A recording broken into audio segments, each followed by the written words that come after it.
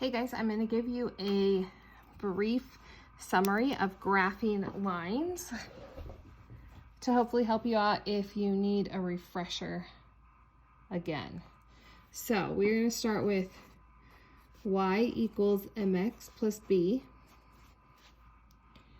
Remember that m, that's your slope, which is the same as rise over run. And your b, that's your y-intercept. And that's going to be your starting point.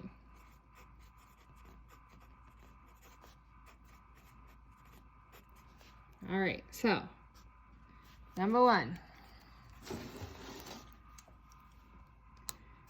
y equals 7/2 x minus 2.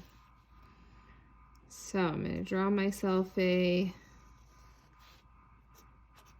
coordinate grid.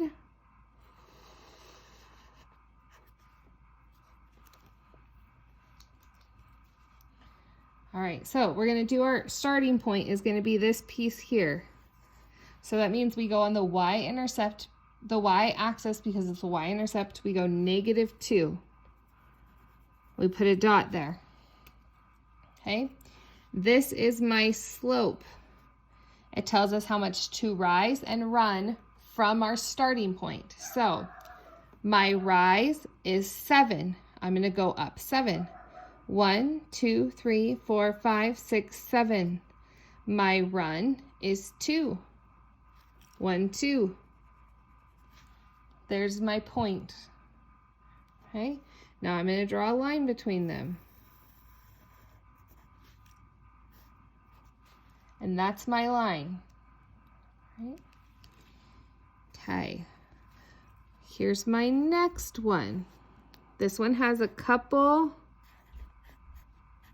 of things that we have to be aware of. Okay, so the first thing we got to be aware of, actually I'll wait to get there. All right, so here's my graph. Here's my starting point right here on +3. So I'm going to go on the y-axis up 1, 2, 3, and I'm going to put a point right there. Okay, -6. Remember, we like our slopes to be fractions. We need a number on the bottom. So remember, there's always an imaginary 1 under a whole number. Okay, it's negative, so we're going to go down 6. 1, 2, 3, 4, 5, 6. And we are going to run our 1. Because we went down, that was our negative, we need to run towards the positives to make sure our slope has a negative slope. Okay, so there you go. That's how you graph lines.